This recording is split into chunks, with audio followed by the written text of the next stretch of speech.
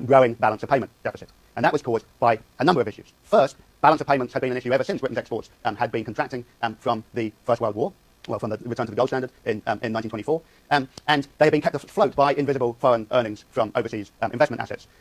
Part of what happened during the Second World War was that British capital was pulled out of the overseas markets in large amounts. Indeed, that had been one of the terms of the Lend-Lease agreement with the US, was that British capital had to be withdrawn from the US in return for the agreement. So there was a drop in an amount of invisible earnings that helped accentuate the problem of the balance of payments deficit. But also, growing prosperity at home meant that British consumers were demanding more products, and that meant more goods were being imported from overseas, especially from the US, where, of course, the consumer durable market was very strong. All of this put a huge amount of pressure on the pound. The pound had been propped up, you'll remember, after the retreat from the gold standard in 1931 by the creation of this new sort of extra imperial bloc called the sterling area. But in fact, that sterling area was not enough to maintain the selling off of the pound in large quantities. So sterling was devalued in 1949 under the Bretton Woods Agreement from $4 to $2.80, and then again in 1967 it was devalued to $2.4. So these are good indications that despite the internal prosperity seemingly of the country, that the British economy was under real strain in the new international settings of the 1950s and the 1960s. Any questions on any of that stuff before I move into the changing nature of Britain's political culture as a consequence of all of this? Yeah. So the prosperity of the population is essentially an illusion that people looking at the readers. No, I absolutely wasn't an illusion. Britons were better off than they had ever been in during the 1950s and the 1960s. Standards of living had improved both for the poor because of the institutions of the welfare states and the forms of universal provision by them, but also by the way in which wages were so strong against inflation until the 1960s. So people really did have more money in their pockets. Just structurally, the British economy was internationally in an increasingly perilous position. And we'll return to that next week when I talk about Britain's relationship to what's left of the empire. Okay, so let's move on to the political culture that came along with this newfound prosperity. Now, some historians have argued that basically what you have as a consequence of the consensus across parties about the operation of social democracy was a new non-ideological era. Okay? In much the same way that people now say, well, because all political parties, both in the UK and in the US, basically agree about the fundamental premises of how to run the economy, there isn't the great ideological conflicts that there once were. I'm not sure whether that is in itself a particularly useful argument. There were important differences. What I think is important to recognise is that the style and the conduct of politics changed. And indeed, it seemed to become much more managerial than politics had once been. And this is not surprising in an era where the emphasis is on the planning and management of economy and of society. And certainly a new type of politician emerged. In 1946, Ellen Wilkinson, who was a Labour MP who had led the Jarrow March, wrote, "In politics now, glamour has definitely passed. The fashion is all for the quiet, competent, efficient man of affairs who gets on with his job with a minimum of fuss and limelight. Into this new era, Mr. Attlee fits perfectly." So Clement Attlee was the leader of the Labour Party of the Labour government from 1945. And one of the great ideological firebrands of the Labour Party was Aneurin Bevan, who came from South Wales and was in every sense a man of strong socialist opinion. And in 1948 he gave a speech in Manchester in which he said, and I'm going to quote, "In my early life I had to live on the earnings of an elder sister and was told to emigrate. That is why no amount of cajolery and no attempt at either ethical or social seduction can eradicate from my heart a deep, burning hatred for the Tory party that inflicted those bitter experiences. So far as I am concerned, they are lower than vermin." Okay, this was a very powerful condemnation of the Conservative Party. And interestingly, there was a huge controversy about the speech, that Bevan had somehow overstepped the mark, that he had branded his political opponents vermin, and this was considered to be just too emotive and too unreasonable. Bevan indeed becomes, even though he's the Minister of Housing and Health, which delivers two of the most fundamental achievements of the Labour government, he resigns in 1951 and is beaten by Hugh Gaitskell, who's seen as another manager in the Clement Attlee model, to become leader of the party in 1954. This was, again, proof of Ellen Wilkinson's thing that people now wanted quiet, competent, efficient men of affairs. The Conservative Party likewise went from the flamboyant Winston Churchill to the much more sedate and quiet Anthony Eden, and then to Harold Macmillan, who had been one of the people involved in the organisation, political and economic planning in the 1930s. So again, someone centrally interested in issues of planning and thought of himself as a manager as much as a politician. Now, a key part of this transformation was, of course, the influence of television. Really nobody has television in 1945. Only 15,000 households have television. By 1960, that's 10 million. And by 1963, 82% of households claim to have a television. And so this meant that politics now had to be conducted in new ways through television. And Harold Macmillan quickly became highly adept at the use of this medium. He said almost everything that one has learned from public speaking has to be forgotten for a television performance. One has to remind oneself all the time that this is not a speech but a conversation, and that the audience, however large in the aggregate, in fact consists of 2 or 3 people sitting quietly in a room, not subject to any of the emotions that can be stirred up in a great public gathering. So TV required a new style of communication from politicians. And its influence can be seen, I think, in the growing numbers of people who watch party political broadcasts. In Britain, every party gets a designated amount of television time to put out their own commercials. And the numbers of people who watch these commercials grow quite considerably, from 10% of the electorate claiming they saw one in 1951 to 61% saying so in 1959 to 85% by 1966. Indeed, so important does the television become that the Labour Party actually tries to use it in increasingly creative ways. In 1959, Tony Benn sets up the Labour Television and Radio Room for the new coordination of speeches with television broadcasting to try and manage the news agenda in a new type of way. And I have a delightful clip of... there now follows a party political broadcast on behalf of the Labour Party.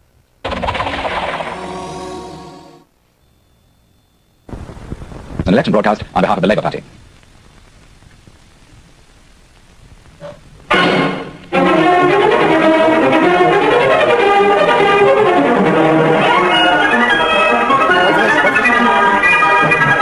Good evening. This is our television operations room. Throughout the campaign, the leaders of the Labour Party will be speaking directly from here. We've got a sort of permanent staff here. Christopher Mayhew is looking after facts and figures. When there's any interviewing to be done, the questions will be put by Woodrow Wyatt, and I'm going to give some of the news of the campaign. Britain Belongs to You will be on the air in this form 12 times between now and polling day, on Sound and BBC and independent television.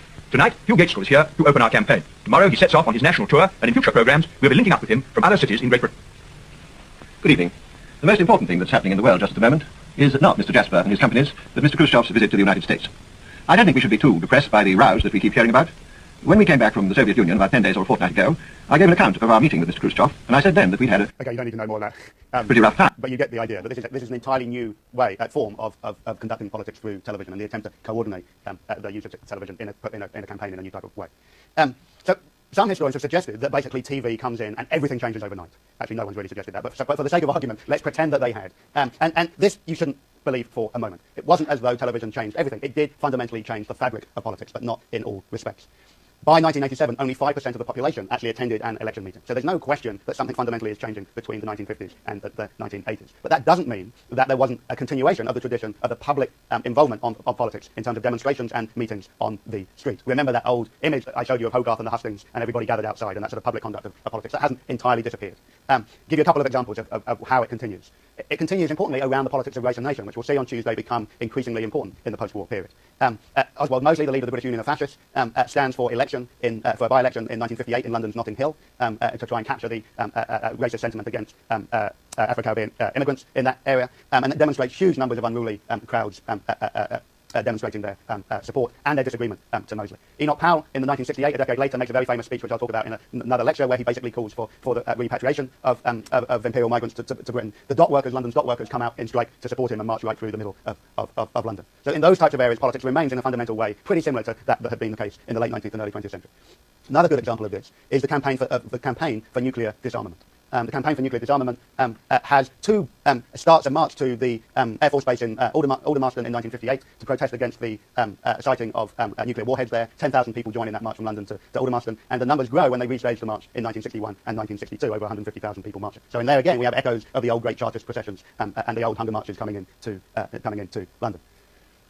Another way in which the conduct of politics, though, does change is in the emergence of what we now describe as NGOs. It's clearly the case that in the period after 1945, a number of new voluntary organisations, of non-governmental organisations, are formed. And they cluster, I think, around two sets of issues. One is campaigns against what they think of as the inadequacies of the welfare state, and I'll come back to this in another lecture, but organisations like Help the Aged, set up in 1961, Shelter, concerned with homelessness and housing in 1966, and the Child Poverty Action Group, set up in 1965. All of these organisations don't conduct politics through the electoral process or through mass public meetings. Similarly, there's a new set of internationally orientated NGOs that develop in the post-war period. Oxfam is probably one of the most famous, set up in 1943, the anti-apartheid movement in 1959, the Worldwide Fund for Nature in 1961, and Amnesty in 1961 as well. Now, these organisations, importantly, seem very different to the old imperial social reform types of organisations. They have a quite deliberate, they come out of old imperial issues, the World Wildlife Fund and the anti-apartheid movement and Oxfam are all good examples of that, but they are orientated increasingly to the idea that citizenship can no longer be confined to the national or the imperial stage, that there's a new type of global citizen that requires Britons to engage in the politics of the world and that the nation state is no longer a sufficient unit of change. As I say, none of these NGOs conduct the public mobilisation of people on the streets. What they do instead is try and conduct a war of opinion. And increasingly, televisual campaigns are a central component to that. Okay. Any questions on any of that before we move on to the next segment? I am my usual crystal clear self then, I take it. Oh, I hope you get sarcasm. Okay. This is one of my favourite clips that I show on this entire class. I almost have to do it now, but I have to restrain myself. What I'm interested in doing now is to try to bring these two threads that I've been talking about, the growth of standards of living and the delivery of affluence, and the reformation of politics through the use of television. I'm going to try and pull these two threads together by looking at the ways in which both commercial advertising and political advertising become closely enmeshed. The techniques to sell commodities and the techniques to sell politics begin to look very similar. And we have a new type of political subject that becomes known as the consumer take central stage. Now, advertising, of course, wasn't invented in the 1940s or the 1950s. In Britain, advertising and market research basically emerged as an important organised forms in the decades after the First World War. The Association of British Advertising Agents had actually been created in 1917, but it doesn't get royal patronage, doesn't get royal approval until the Advertising and Marketing Exhibition held at Olympia in 1933. And indeed, we've seen in previous lectures that advertising and the use of the techniques of advertising were used increasingly by the government in the 1930s and during the war. So think of the Empire Marketing Board in the 1930s that was run by one of the key, by one of the most influential figures in the advertising industry, or think of all of the campaigns that the Ministry of Information ran during the war, like Dig for Victory and Make Do Amend and Keep Mum and all of that stuff. During the Second World War, every government ministry had a public relations officer and a public relations office. This had never been the case previously. But even if advertising and market research had been around for decades, it basically, I'm suggesting, comes of age in the 1950s. Indeed, it doesn't just come of age, it begins to be seen as a motor of economic growth, promoting demand. In some ways, it seems like the commercial wing of the demand management of the economy led by the state. And critically, what that means is that there is a shift to the understanding of people's relationships to goods. So the entire discussion up through the 1930s was that standards of living had to meet certain minimal levels. It had to meet the needs of the poor, and that those were defined in minimal terms. During the 1950s and the 1960s, that's completely turned on its head, and instead, advertising becomes about not even the achievement of optimal standards, but of unleashing consumer desires, unleashing consumers' ability to make their own unlimited types of choices. And of course, in this, the psychological sciences become increasingly important in providing ways of understanding consumer behaviour. You remember that Rowntree thought it was irrational for the poor to choose goods that they really shouldn't want if they want to get out of poverty. He couldn't understand why the poor wanted to buy alcohol or tobacco or meat when they'd be much better off, existing on pulses and making their budgets line. Now, the psychological sciences are trying to understand the irrational choices of consumer, not just understand those irrational choices, but to work upon them, to encourage seemingly irrational economic desires. And to do that, they use a whole new series of techniques. They use group discussions, what now we think of as focus groups. They use forms of personality testing. They use individual consultations. And they use that much older technique, the questionnaire, which had come out of the old social sciences and social investigations of the late 19th and early 20th century. Not only do they use new techniques to investigate this, they then come up with new categories of people. So they begin to categorize people not in terms of their socio and economic class in the ways that the social sciences did, but in terms of a new aspirational series of categories of the population that went from A to E. I'm going to give you some, let's play this brief bit now so you can get a sense of it. When you have a time to eat, unzip a banana. When you fancy a fruity treat, unzip a banana. Next time you unzip a banana, serve it with custard or add it to jelly. Bananas are delicious when baked, and they go perfectly with your breakfast cereal. Keep plenty in your fruit bowl. And when you fancy a fruity treat, unzip a banana. You've got to admit, that's a jingle to die for. If you take nothing else from this class the entire semester, I want you to go forth in your life singing, unzip a banana. It's not going to go away, and neither should it. It's a very important life lesson you just learned. The point is that this is a great example of how it is that advertising was used to introduce Britain to unfamiliar foods, and how the full range and all the techniques of advertising and television were used to that effect. This is an enormous shift. In many ways, now the state is not telling you what to do, what you have to consume. Now it is increasingly the job of the consumer to have their own aspirations for what choices they make and how they build a better life for themselves. Okay, so what I'm suggesting to you here is that not only do you have unparalleled levels of state involvement in the economy, delivering certain key forms of affluence and rising standards of living, but at the same time as that is going on, you also have the development of new techniques and new forms of trying to mobilize that consumer to understand themselves in new types of ways. And this is going to be very important when we come to understand how it is that social democracy begins to unravel in a later period.